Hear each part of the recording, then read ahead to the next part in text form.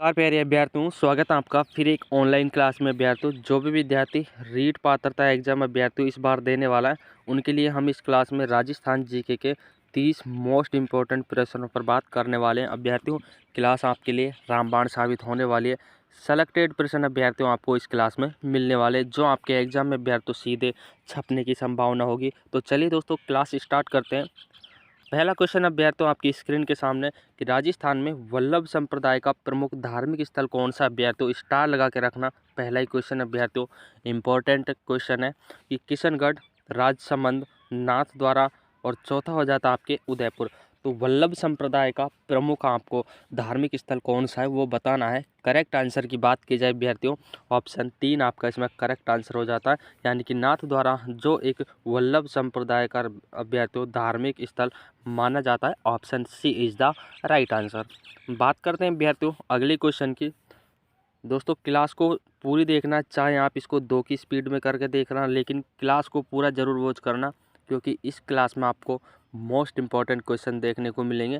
दूसरा क्वेश्चन अभ्यर्थियों आपसे पूछा है कि राजस्थान में भक्ति आंदोलन की अलग जगाने वाले प्रथम संत कौन थे। अभ्यर्थियों, मोस्ट इम्पॉर्टेंट है एग्जाम की दृष्टि से। संत रज्जब जी, पीपा जी, धन्ना जी और चौथा हो जहाँ आपके रैदास जी। तो आपको बताना है भक्ति आंदोलन के अलख जगाने वाले संत इनमें चारों में से अभ्यर्थियों कौन सा है।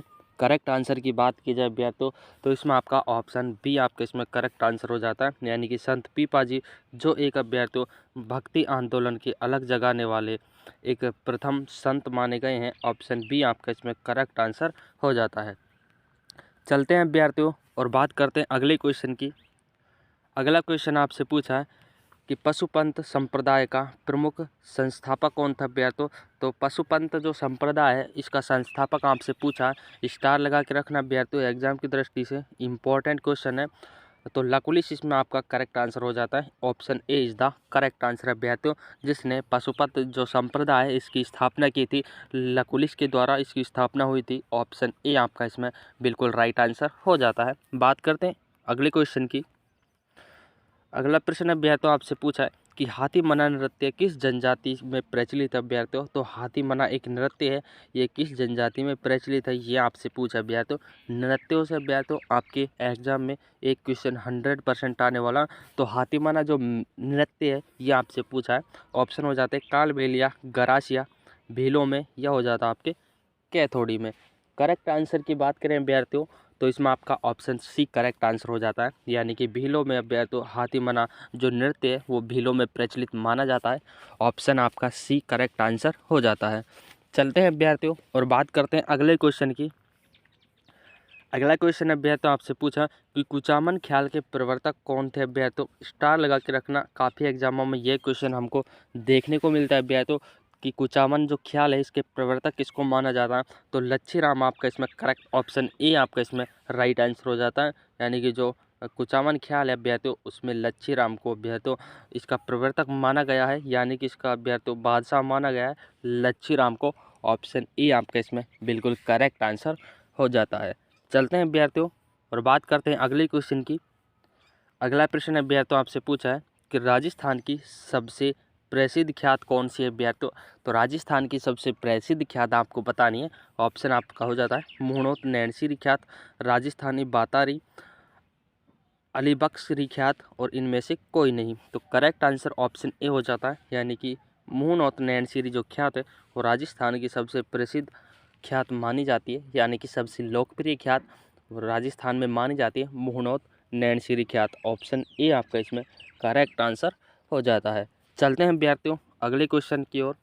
अगला क्वेश्चन अभ्यर्थियों आपसे पूछा है कि किस क्षेत्र की रम्मतें प्रसिद्ध हैं। तो कौन से क्षेत्र की रम्मतें प्रसिद्ध हैं ये आपको बताना है। तो बीकानेर के अभ्यर्थियों रम्मतें जो प्रसिद्ध मानी जाती है वो अभ्यर्थियों ऑप्शन सी, यानी कि बीकानेर की मानी जाती है। बात करते हैं अभ्यर्थियों अगले प्रश्न की। अगला प्रश्न आपसे पूछा है कि राजस्थान की प्रसिद्ध नृत्यांगना गुलाबों का संबंध किस नृत्य कला से रहा है। तो गुलाबों का संबंध आपसे पूछा है कि गुलाबों का संबंध किस नृत्य खेल से रहा है अभ्यर्थियों, नृत्य कला से रहा है, वो आपको बताना है। तो कालबेलिया, कान गुजरी, भवाई या लंगा अभ्यर्थियों। तो कालबेलिया से अभ्यर्थियों, कालबेलिया एक नृत्य है जो प्रसिद्ध नृत्य माना जाता है और गुलाबो इसकी अभ्यर्थियों कलाकार थी दोस्तों का ज़्यादा ही प्रसिद्ध कलाकार थी, तो गुलाबो इसकी करेक्ट आंसर ऑप्शन ए आपका इसमें हो जाता है, कालबेलिया। बात करते हैं अभ्यर्थियों अगले क्वेश्चन की। अगला प्रश्न अभ्यर्थियों आपसे पूछा है कि भीलों के घर को क्या कहलाते हैं अभ्यर्थियों, क्या कहलाते हैं भीलों के घर। भीलों के घर को अभ्यर्थियों राजस्थानी भाषा में क्या बोला जाता है, ये आपसे पूछा है। दोस्तों राजस्थानी जो शब्दावली है उसमें से आपके 1 या 2 क्वेश्चन 100% आने वाले हैं। तो भीलों के घर को अभ्यर्थियों कू या टापरा कहा जाता है, ऑप्शन बी आपका इसमें बिल्कुल करेक्ट आंसर हो जाता है। याद रखना अभ्यर्थियों भीलों के जो घर हैं उनको कू या टापरा कहते हैं, पहाड़ियों में ये घर पाए जाते हैं, option B is the right answer. चलते हैं अभ्यर्थियों और बात करते हैं अगली क्वेश्चन की। अगला प्रश्न अभ्यर्थियों आपसे पूछा है कि भित्ति चित्रों की दृष्टि से राजस्थान का सफलतम क्षेत्र कौन सा है। तो भित्ति चित्रों की दृष्टि से आपको बताना है कि राजस्थान का सबसे सफलतम क्षेत्र आपको बताना है।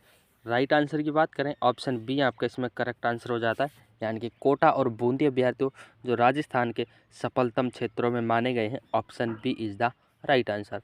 चलते हैं अभ्यर्थियों अगले क्वेश्चन की ओर।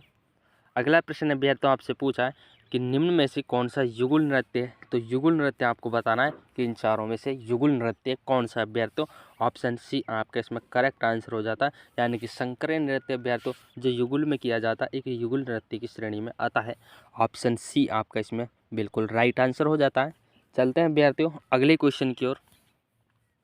अगला प्रश्न अभ्यर्थियों आपसे पूछा है कि राव जयसिरो छंद के रचयिता कौन है अभ्यर्थियों, स्टार लगा के रखना है एग्जाम की दृष्टि से अभ्यर्थियों, मोस्ट इंपॉर्टेंट क्वेश्चन है कि राव जयसिरो छंद के रचयिता आपसे पूछा है।